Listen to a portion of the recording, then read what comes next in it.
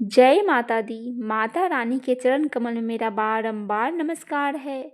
आज चैत्र नवरात्रि का चौथा दिन है। आज माँ के कूष्मांडा स्वरूप की पूजा की जाएगी। नवरात्रि के चौथे दिन देवी शक्ति के कूष्मांडा स्वरूप की पूजा की जाती है।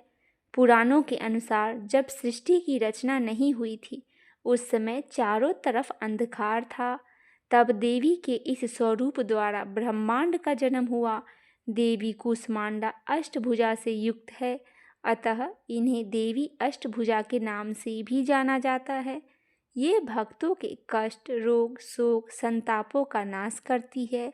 चैत्र नवरात्रि में पूजा के बाद माँ कूष्मांडा की कथा और आरती अवश्य करें। इससे माता प्रसन्न होती है और मनोकामनाएं भी पूरी करती है। इस देवी की 8 भुजाएं हैं, इसीलिए अष्टभुजाएं भी कहलाएं। इनके 7 हाथ क्रमशः कमंडल, धनुष, बाण, कमल पुष्प, अमृत पूर्ण कलश, चक्र तथा गदा है। 8वें हाथ में सभी सिद्धियों और निधियों को देने वाला जपमाला है। इस देवी का वाहन सिंह है और इन्हें कुम्हड़े की बलि प्रिय है।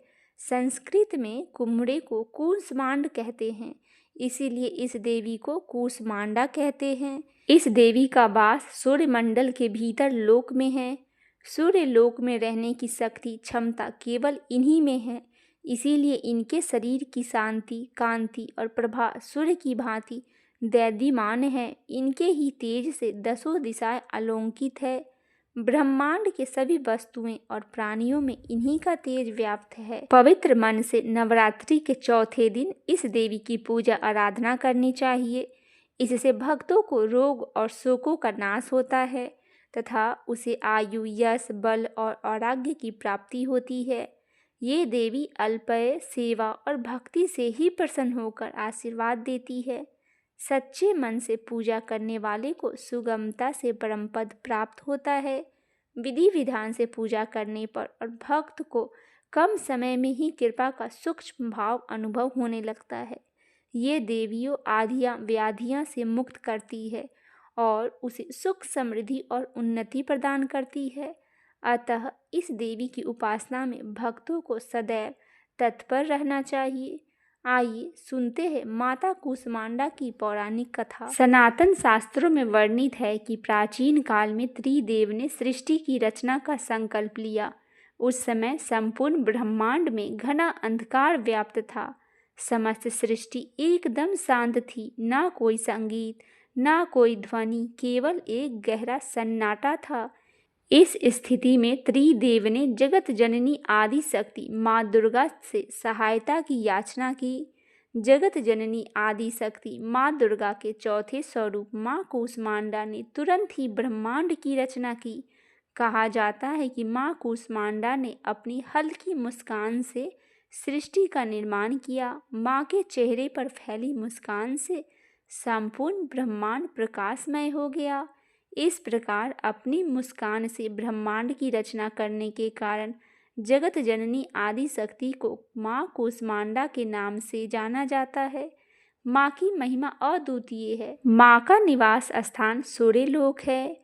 माँ कूष्मांडा सूर्यलोक में निवास करती है। ब्रह्मांड की सृष्टि करने वाली माता कूष्मांडा के मुख पर तेज है और वही सूर्य के प्रकाशमान बनाता है। माँ सूर्यलोक के भीतर और बाहर हर स्थान पर निवास करने की क्षमता रखती है। माँ के मुख पर एक तेजोमय आभा प्रकट होती है, जिससे समस्त जगत का कल्याण होता है। उन्होंने सूर्य के समान कांति में तेज का आवरण धारण किया हुआ है। यह तेज केवल जगत जननी आदि शक्ति माँ कूष्मांडा द्वारा ही संभव है। आइए सुनते हैं माँ कूष्मांडा की एक और कथा। जब सृष्टि का कोई अस्तित्व नहीं था, चारों ओर अंधकार ही अंधकार था, तब एक ऊर्जा गोले के रूप में प्रकट हुई। इस गोले से बेहद तेज प्रकाश उत्पन्न हुआ और देखते ही देखते ये नारी के रूप में परिवर्तित हो गया। माता ने सबसे पहले 3 देवियों महाकाली, महालक्ष्मी और महासरस्वती को उत्पन्न किया। महाकाली के शरीर से एक और नर और नारी उत्पन्न हुए। नर के 5 सिर और 10 हाथ थे। उनका नाम शिव रखा गया और नारी का 1 सिर और 4 हाथ थे। उनका नाम सरस्वती रखा गया। महालक्ष्मी के शरीर से एक नर और नारी का जन्म हुआ। नर के 4 हाथ और 4 सिर थे। उनका नाम ब्रह्मा रखा गया और नारी का नाम लक्ष्मी रखा गया। फिर महासरस्वती के शरीर से एक नर और एक नारी का जन्म हुआ। नर का 1 सिर और 4 हाथ थे। उनका नाम विष्णु रखा गया और एक महिला का 1 सिर और 4 हाथ थे। उनका नाम शक्ति रखा गया। इसके बाद माता ने ही शिव को पत्नी के रूप में शक्ति, विष्णु को पत्नी के रूप में लक्ष्मी और ब्रह्मा को पत्नी के रूप में सरस्वती प्रदान की। ब्रह्मा को सृष्टि की रचना, विष्णु को पालन और शिव को संहार करने का जिम्मा सौंपा। इस तरह संपूर्ण ब्रह्मांड की रचना माँ कूष्मांडा ने की।